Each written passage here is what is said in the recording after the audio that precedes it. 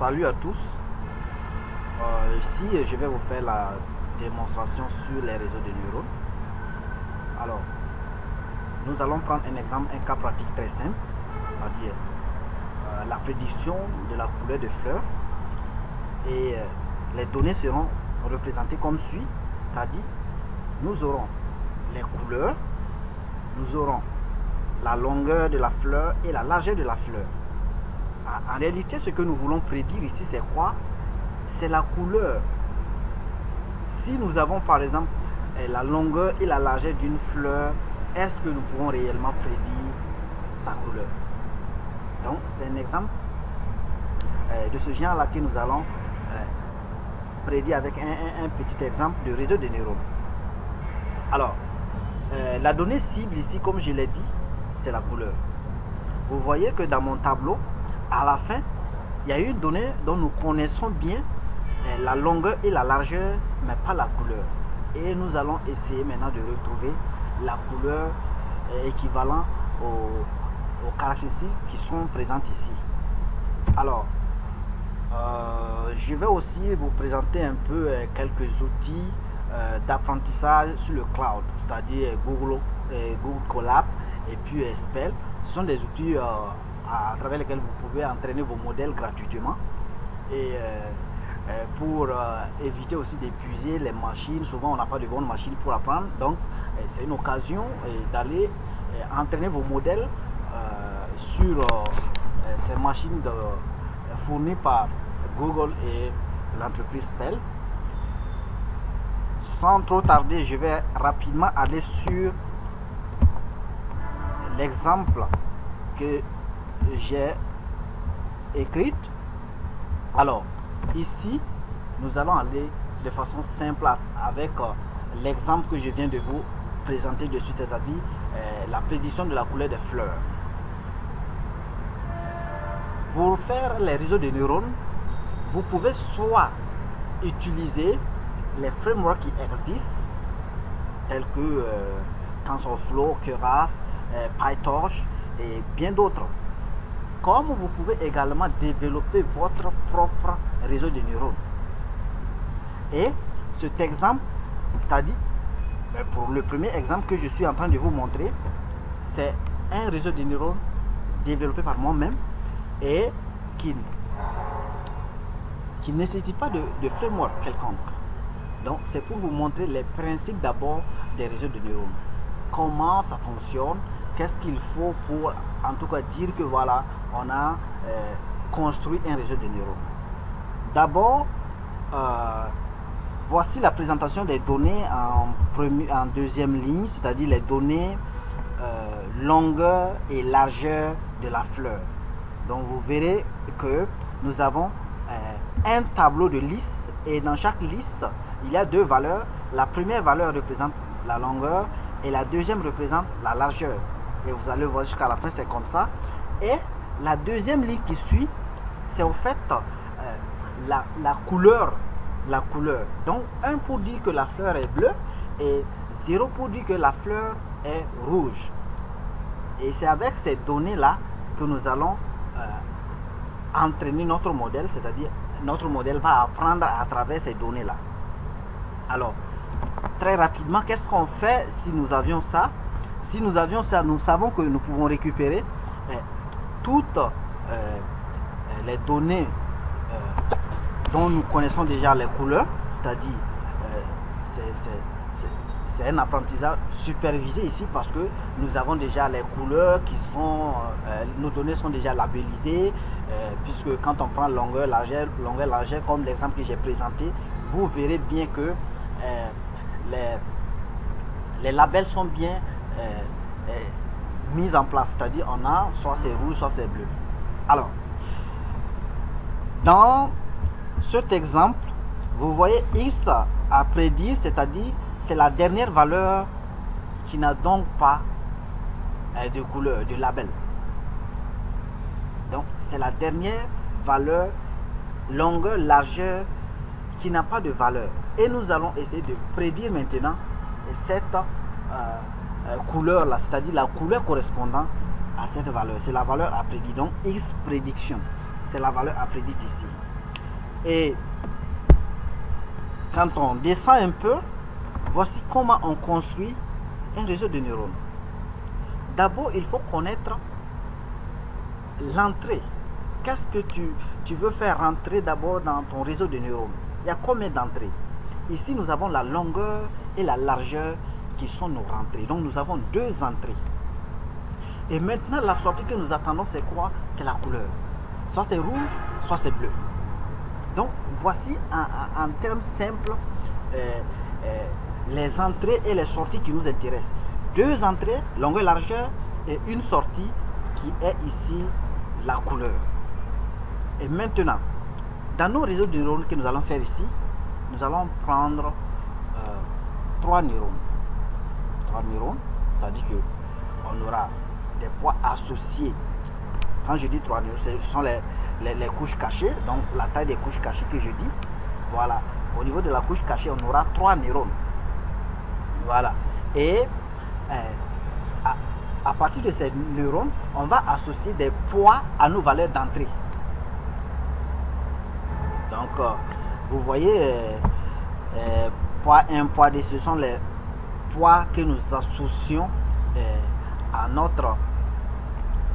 nos valeurs d'entrée pour en quelque sorte calculer la pondération de chaque entrée avant de pouvoir utiliser ce qu'on appelle la fonction d'activation pour savoir si un signal est fort pour que le neurone soit activé ou non. Parce que quand on dit un signal est fort, voilà, il faut dire que c'est un seuil qu'on donne. C'est un seuil qu'on donne. Si nous faisons la pondération, la somme de la pondération et que cette valeur est supérieure au seuil que nous avons défini, alors ça veut dire que le neurone peut s'activer, le signal peut passer. En quelque sorte, c'est très simple comme ça. Mais dans le cas contraire, le signal est bloqué, ça ne passe pas. Donc, c'est ça la fonction d'activation que nous allons décrire par la suite. Donc, cette fonction-là, vous voyez, le forward ici, forward, c'est notre fonction d'activation que nous allons développer avec grâce à la formule de sigmoïde. Donc, c'est la fonction sigmoïde ici que nous allons utiliser. Dans les frameworks, ces fonctions sont déjà écrites, il suffit de les appeler. Mais ici, moi je la développe moi-même parce que je connais la formule. La formule, c'est ça qui est en bas parce que j'ai écrit depuis une fonction. Après le forward, vous voyez, il y a le sigmoïde qui est juste en bas. Et le sigmoïde, c'est égal à 1 sur 1 plus l'exposant de moyen la valeur de sortie en fait. Tu vois. Donc, c'est à peu près comme ça qu'on écrit bout à bout, c'est-à-dire après les rentrées, les poids, il faut activer, il faut une fonction d'activation. Donc, c'est la fonction d'activation comme ça. Et en bas ici, c'est la dérivée de la fonction d'activation, c'est-à-dire le sigmoïde prime que vous voyez, c'est la dérivée de la fonction d'activation en fait. Et maintenant, lorsque nous avons mis tous ces ingrédients en place, alors nous pouvons faire passer nos valeurs d'entrée dans notre réseau de neurones jusqu'à la sortie pour avoir une valeur. Et cette valeur, moi, je l'appelais O, c'est la valeur de sortie. Alors, cette valeur de sortie que nous allons avoir, est-ce que nous pouvons à première vue dire que voilà, c'est une bonne valeur ou non? On ne peut pas.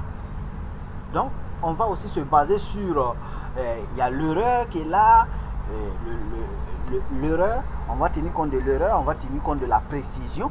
Si nous avons une bonne précision, alors on peut dire qu'elle est bonne. Ça veut dire que les poids qui ont été associés, ce sont les bons poids, les meilleurs poids qui nous donnent la bonne valeur.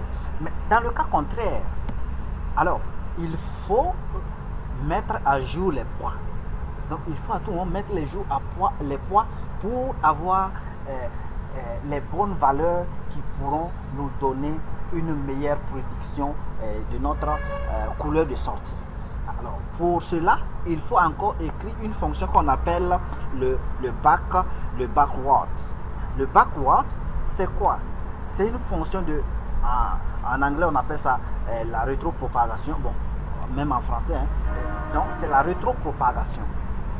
La rétropropagation, ça veut dire que nous avons fait passer un ensemble de poids, de valeurs, et on a une sortie. Avec cette sortie, nous avons aussi une erreur. On reprend l'erreur, on redistribue sur tous les réseaux pour aller encore chercher à mettre à jour nos poids, nos nouveaux poids. C'est-à-dire on met à tout moment les poids de telle sorte qu'on puisse réduire de façon successive l'erreur d'apprentissage ici. Voilà. Donc c'est cette fonction que j'ai écrite ici. Et cette fonction, c'est elle qui va nous permettre de faire la rétropropagation, revenir en arrière pour remettre à jour les poids et refaire passer toute cette entrée là dans le réseau pour avoir une bonne sortie à la fin. Et pour terminer, lorsque nous avons les deux grandes fonctions, c'est-à-dire la fonction qui permet de prendre l'entrée et de la faire sortir en données prédites, et cette fonction qui nous permet encore de faire la mise à jour, c'est-à-dire de revenir prendre cette valeur, et prendre le reste et faire la propagation sur tout notre réseau, alors nous pouvons maintenant passer à la phase d'apprentissage, de telle sorte que on puisse faire ce processus plusieurs fois pour avoir vraiment les bons poids qui soient en tout cas associés à nos valeurs d'entrée pour nous donner la bonne valeur de sortie. Alors, un peu, vous voyez la fonction d'apprentissage, ça va faire appel à la fonction de forward et de backward. Voilà. Et ici, la fonction qui suit, c'est-à-dire la fonction de prédiction, voilà, elle va prendre en compte la valeur à prédire pour essayer de voir si cette valeur-là, elle nous donne exactement une bonne prédiction. Est-ce qu'elle convient bien avec la réalité qui est là ou pas? Donc, c'est cette fonction comme ça. Et à la fin, vous allez voir qu'on a, bon, pas à la fin, mais on a appelé le réseau de neurones maintenant. Et à la fin, comme je le dis, à la fin, nous allons lancer le modèle plusieurs fois. Parce que apprendre une seule fois, généralement, ça ne nous permet pas de bien mémoriser les différents critères qui nous permettent d'identifier chaque élément. Donc, il faut apprendre plusieurs fois afin de pouvoir garder les critères ou les caractéristiques qui nous permettent vraiment de connaître ici chaque élément. Donc, vous voyez le range, c'est pour dire que notre réseau de neurones RM que j'ai mis ici, ça sera appelé plusieurs fois. Donc, moi, je vais le lancer 10 fois pour voir ce que ça va donner. Alors, je le lance 10 fois avec vous pour voir ce que ça va donner. Ok. Donc déjà, il faut que je rentre dans le dossier. Alors, une fois dans le dossier, voilà,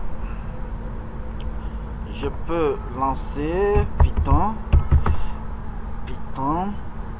démon pipe. Ok, démon.pipe.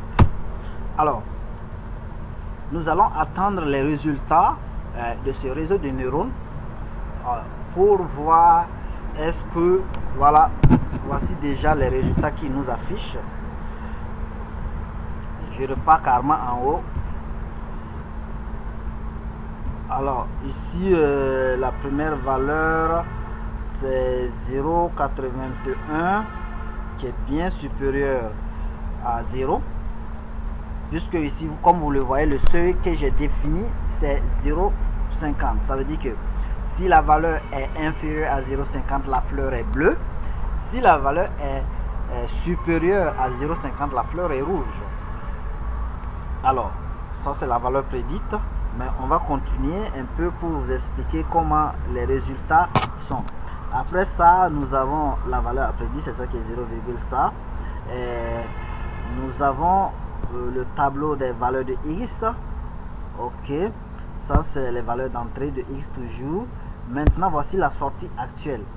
Donc la sortie que nous avions dans le tableau que je vous ai présenté au départ, c'est-à-dire que nous avons en premier 1 qui veut dire que c'est une fleur rouge, 0 c'est bleu, 1 c'est rouge, 0 c'est bleu, jusqu'à la fin.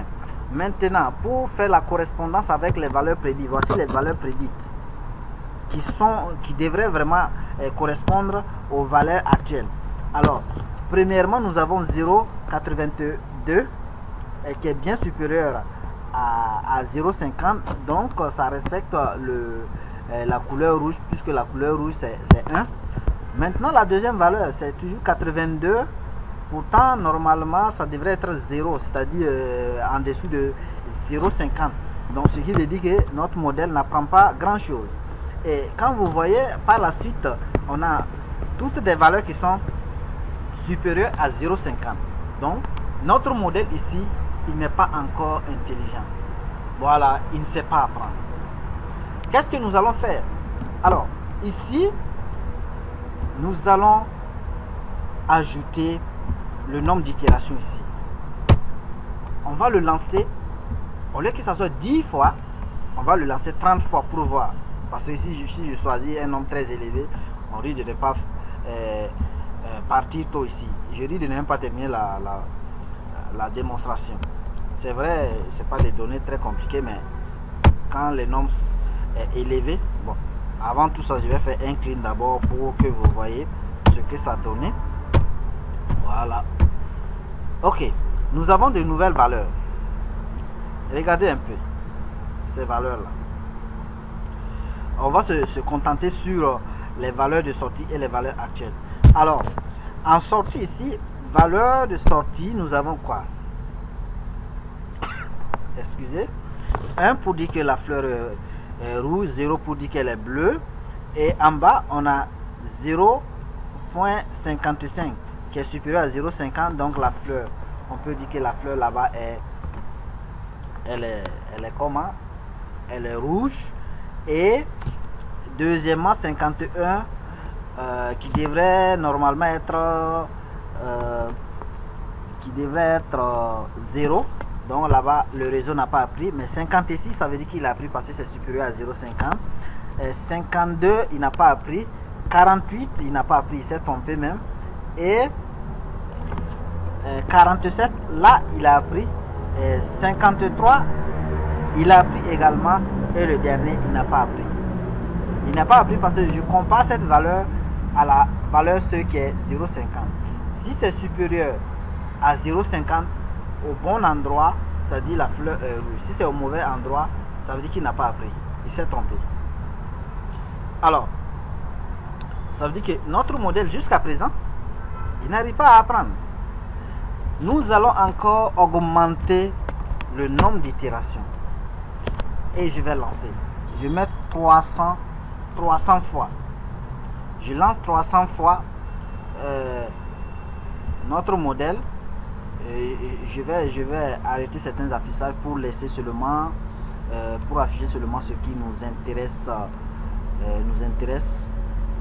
Voilà, je ne vais pas tout afficher. Et je mets ça en commentaire ici, en commentaire ici, en commentaire ici, en commentaire. Alors maintenant je relance mon modèle ici. Voilà, je le relance et je le laisse jusqu'à ce qu'il finisse. Alors je m'intéresse aux valeurs de sortie actuelles et aux valeurs prédites. On a un premièrement 0,58. La prédiction est bonne parce que c'est supérieur à 0,50. 0, on a 0,23, c'est bon parce que c'est inférieur à 0,50. 0,81 c'est bon. 1, voilà, parce que c'est supérieur à 0,50. 0,56, vous voyez, 0,56, ça devrait être 0, donc c'est pas bon. Mais à la fin, 0,68 c'est bon. Et 0,21 c'est bon également parce que c'est inférieur à 0,50. 0,92 c'est bon. Et à la fin 0,05 c'est très bon. Donc ici, vous voyez que ça s'améliore. Ça veut dire qu'il n'a pas pu apprendre sur une seule fleur, c'est-à-dire un seul élément. Donc la prédiction, ça s'améliore. Alors, je vais encore augmenter le nombre d'itérations pour qu'il puisse apprendre de façon exacte ce qui est là. Alors, je passe à 1000. Je vais aller à 1000 itérations pour voir ce qu'il va me donner comme résultat à la fin. Alors, je mets ça en commentaire. Je me fatigue maintenant. Ok.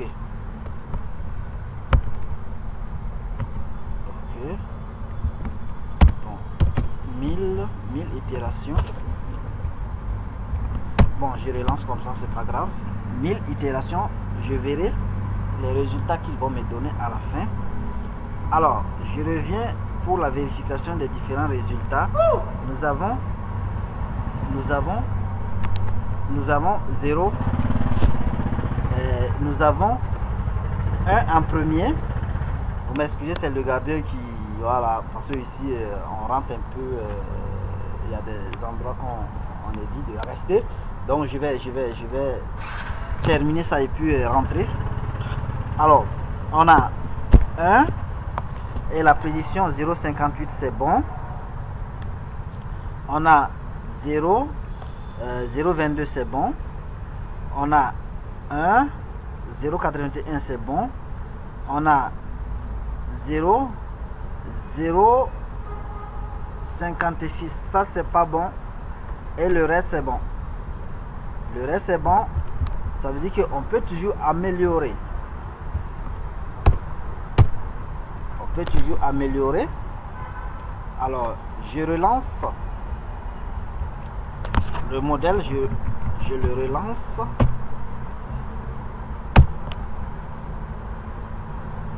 Mais ça ne veut pas dire qu'à tout moment, c'est là-bas l'erreur, il faut relancer. Non.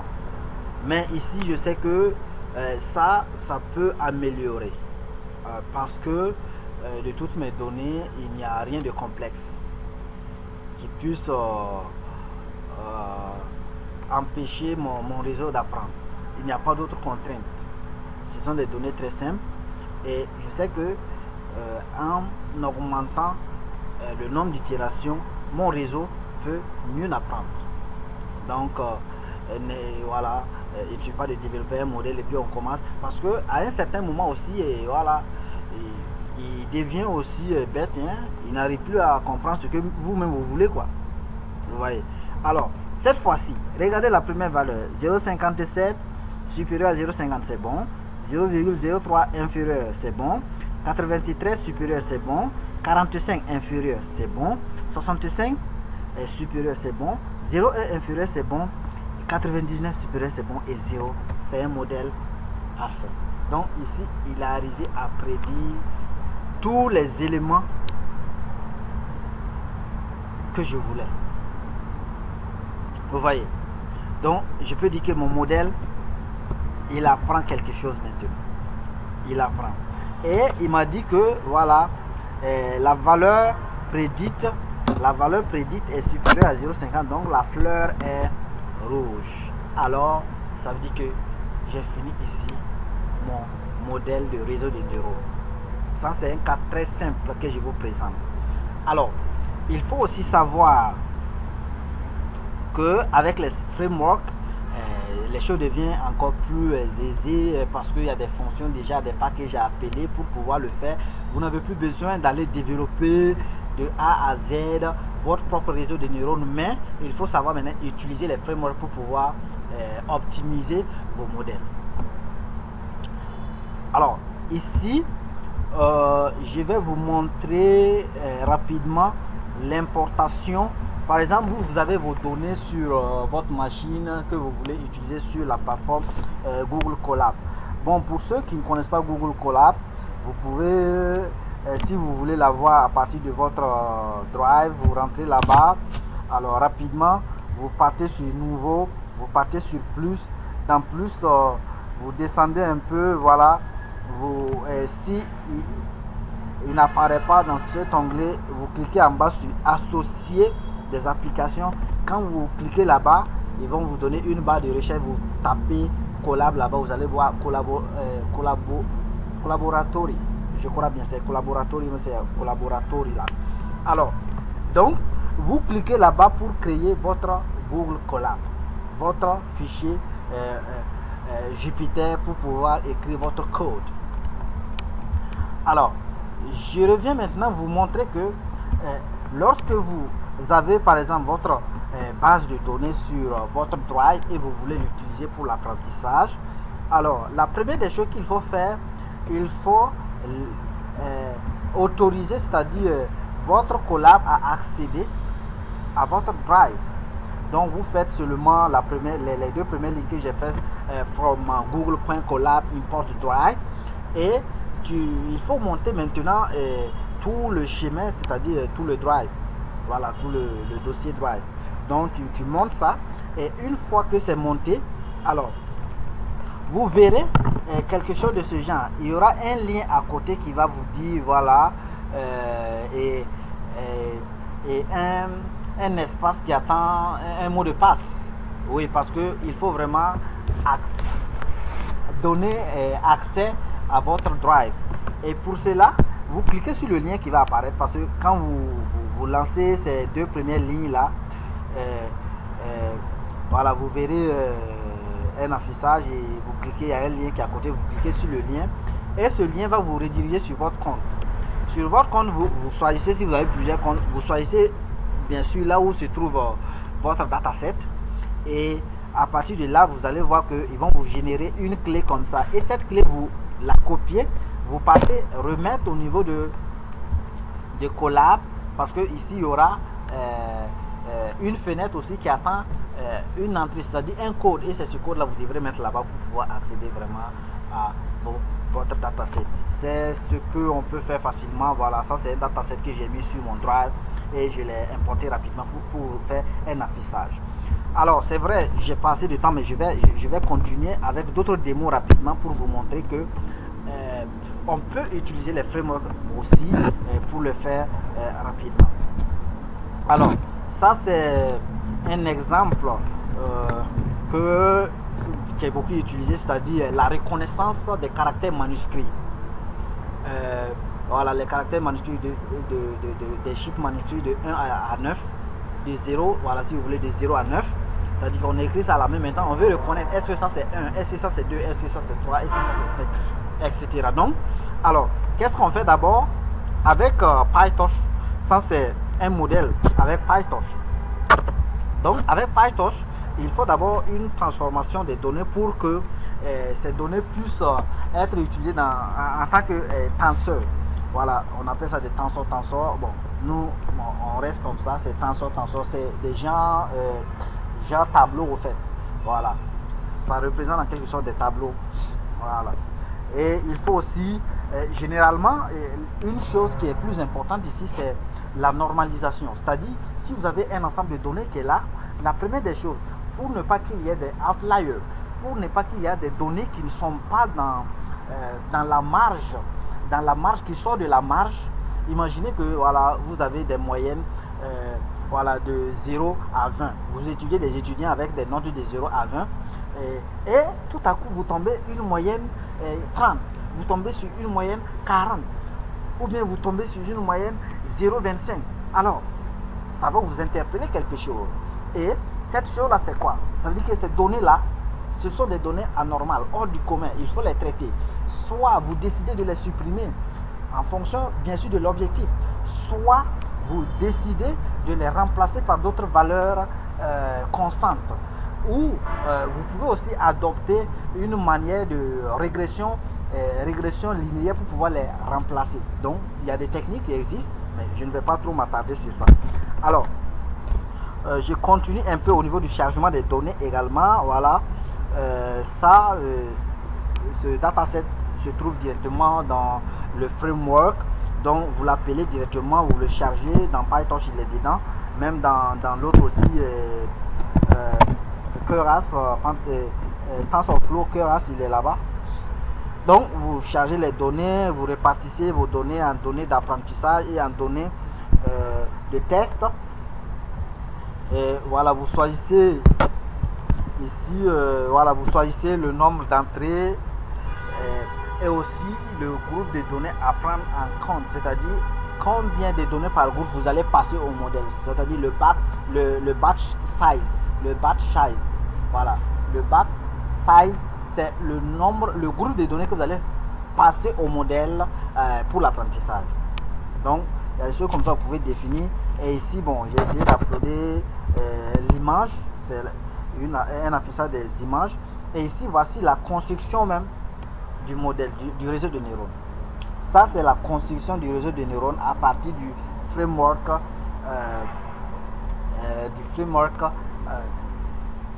PyTorch en utilisant l'algorithme CNN. Donc, Convolution Network, voilà, Neural Network, Convolution Neural Network. Donc, c'est ça, ils ont implémenté ici. Et voilà, vous pouvez bien regarder la structure, c'est pas compliqué. Et juste ici, c'est pour faire le classement, hein, quand on a une image, c'est-à-dire comme ce sont des images, si nous avons une image d'un caractère, est-ce que nous pouvons dire que c'est 2 qui est là-bas, c'est 3 qui est là-bas, ou bien c'est 4 qui est là-bas? Donc pour cela, avant c'était quoi? Avant, pour le faire, il fallait d'abord utiliser des éléments pour pouvoir extraire. Il faut utiliser des filtres pour extraire les caractéristiques des images. Tu vas peut-être extraire les pixels, la valeur des pixels, détecter les contours, extraire les objets, la forme des objets pour pouvoir apprendre. Donc, c'était des techniques qu'il fallait d'abord appliquer avant de passer à l'apprentissage. Mais avec les réseaux de neurones, alors tout ça, on oublie tout ça parce qu'on n'a plus besoin de faire toute cette tâche, c'est-à-dire extraire les caractères des images. Non, le réseau de neurones permet à la fois de faire tout ça, c'est-à-dire il nous fait en même temps cet apprentissage. Donc il extrait les caractères et il apprend. Voilà, donc c'est à peu près ça. Apparemment le gardien revient encore, je dois rentrer, mais bon, moi j'aimerais terminer ça un peu. C'est vrai, on n'a pas le temps, mais bon, on va continuer pour terminer. Alors ici nous avons l'apprentissage de notre réseau de neurones. Ici c'est l'apprentissage, c'est-à-dire l'entraînement. On va l'entraîner, voilà, 10 fois. Ici c'est 10 fois que j'ai lancé et on a les résultats qui sont ici. Voici les résultats après l'entraînement que j'ai lancé. Voilà, on a les résultats et on a le pourcentage d'apprentissage ici qui est 99%, c'est-à-dire qu'il reconnaît notre modèle est bon, c'est-à-dire quand tu lui donnes une image, il est à 99% sûr de reconnaître l'image. Donc il peut faire une erreur de voilà il peut faire quelques petites erreurs sur l'apprentissage.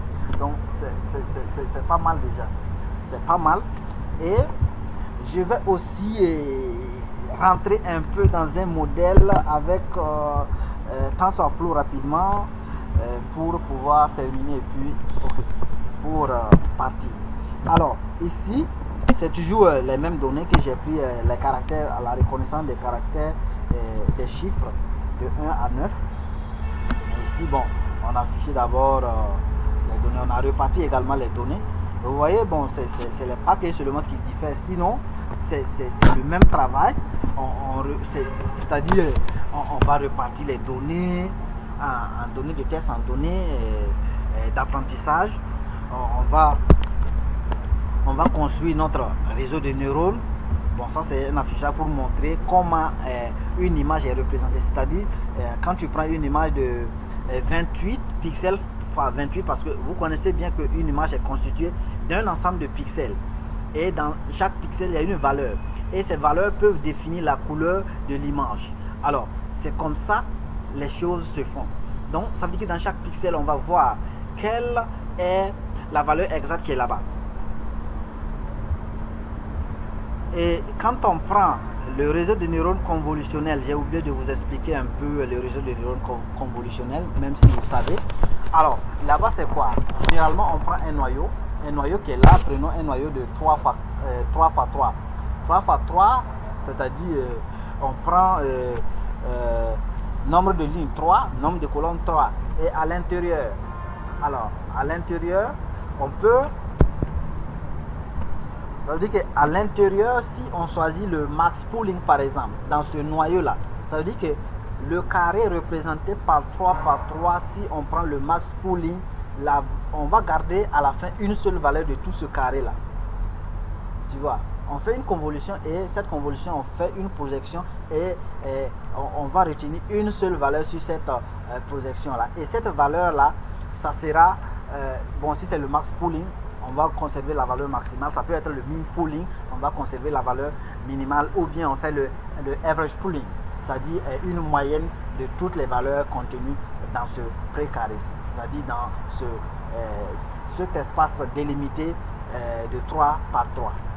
Vous voyez. Donc les réseaux de neurones, ils prennent le temps de faire des projections sur chaque partie comme ça, sur toute l'image, afin de réduire au fait l'image, la taille de l'image, pour mieux apprendre. Vous voyez.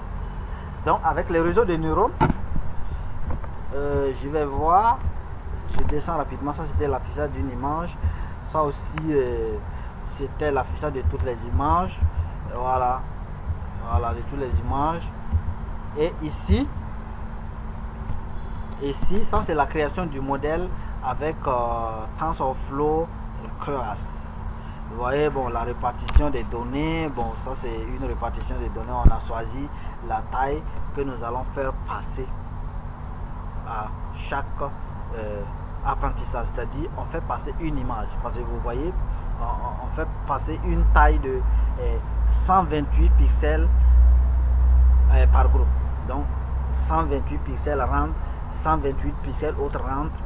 Le nombre de classes ici, comme vous le voyez, c'est des 0 à 9, donc ça fait 10 classes.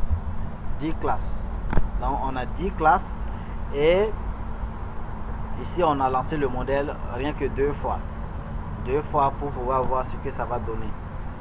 Voilà, parce que si je prends trop, je risque de ne pas partir ici.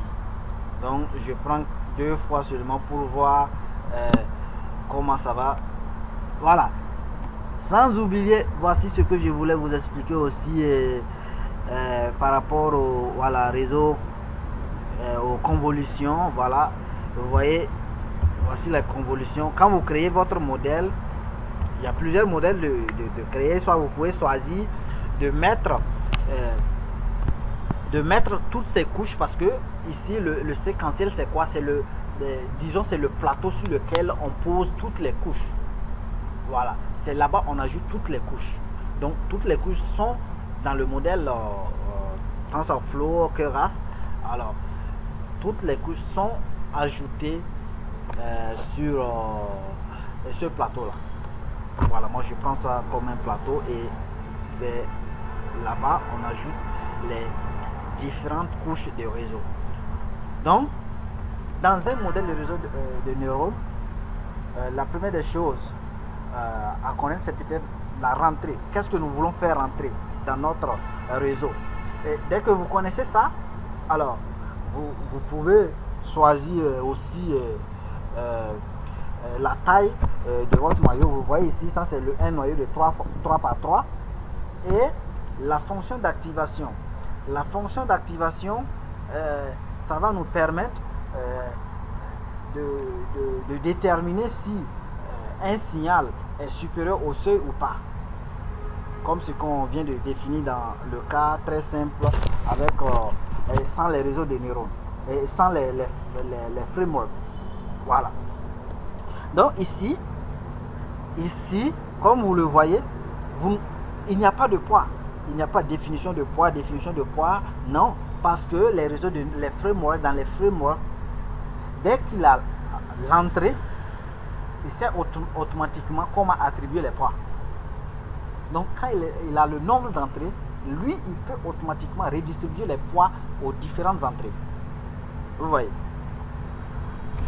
Donc avec les frameworks, tu n'as plus besoin de dire voilà poids 1, poids 2, poids... Non. Il suffit de bien connaître le nombre d'entrées, la taille d'entrée et voilà faire passer cette entrée là, le nombre d'éléments aussi sur lesquels tu vas apprendre et les packages et le réseau, c'est-à-dire le modèle en quelque sorte, s'en chargera de l'attribution des poids aux différents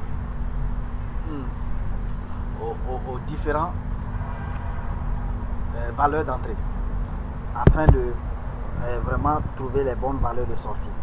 Alors, comme je l'expliquais un peu, le max pooling ici, le max pooling, vous voyez, le max pooling est de 2 par 2, 2 par 2, ça dit là-bas.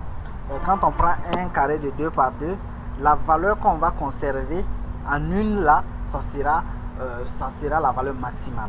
Donc on prend la valeur maximale dans ce précaré là et c'est elle qu'on conserve. Donc on fait le tour de toute l'image et on conserve ces valeurs pour réduire en quelque sorte l'image. Donc on réduit en quelque sorte l'image de 4 par 4 en une valeur. Vous voyez. Non, de 2 par 2 en une valeur. Et le drop out ici, je prends peut-être un exemple pour vous montrer un peu. Bon, c'est vrai, ici, je n'aurai pas le temps d'afficher un modèle par rapport à ça, mais je vous explique rapidement ce que c'est le drop out. Le drop out, c'est en quelque sorte pour prendre en compte la marge d'erreur. Imaginez que vous êtes en train d'apprendre sur un modèle et du coup vous voyez que la courbe de test est tellement écartée de la courbe d'apprentissage. S'il y a une distinction nette entre les deux courbes, ça veut dire que il y a soit un surapprentissage ou un sous-apprentissage. Et cette erreur, vous devrez la corriger. Vous devrez la corriger en fixant une valeur à draw out. Pour lui dire, bon, nous voulons que la marge qui sera tolérée soit entre voilà, 0.25, 0.50. À vous de définir cette valeur. Vous pouvez il n'y a pas de valeur fixe. Vous définissez, vous lancez le modèle, vous voyez est-ce que ça réduit un peu, vous lancez encore. Alors, une autre chose aussi peut être peut-être les données. Peut-être que vous avez utilisé une base de données d'apprentissage assez grande et que en prenant les données de test, c'est tellement parfait.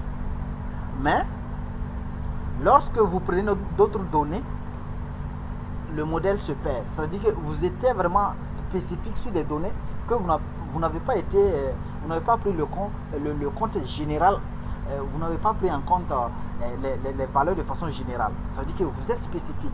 Et quand vous êtes spécifique comme ça, dès que les données sont un peu différentes, alors votre modèle devient fou. C'est-à-dire qu'il ne sait même plus apprendre. Il ne sait plus apprendre. Dans ce cas, il faut revoir soit il y a d'autres qui font une génération des données pour combler le manque au niveau du test, ou bien il fait un mélange encore pour pouvoir repartir les données afin de relancer l'apprentissage. Mais pour apprendre aussi, ça dépend de l'objectif. On ne lance pas pour lancer, mais ça dépend de l'objectif visé. Une autre possibilité, c'est peut-être que vous avez un dataset donc avec beaucoup de fichiers, c'est-à-dire avec beaucoup de colonnes, et certaines colonnes même ne servent à rien, ils n'ont pas d'importance. Dans ce cas là, il faut faire une redimension avant de réapprendre sur les données. Donc vous pouvez faire une redimension des features tout en passant par les corrélations pour voir celles qui ont un impact, celles qui n'ont pas un impact, avant maintenant de relancer le modèle. Vous voyez. Donc tout ça, ce sont des techniques qu'il faut prendre en compte afin de pouvoir bien optimiser son modèle. Donc une fois que vous avez votre réseau de neurones construit, Alors, il faut aussi penser à comment évaluer. Donc, généralement, on évalue le modèle. Ça, c'est à partir de la sortie. Voilà. Ici, comme vous le voyez, au niveau de la partie compile, nous avons optimizer qui est égal à Adam. Donc, et loss est égal à categorical cross entropy.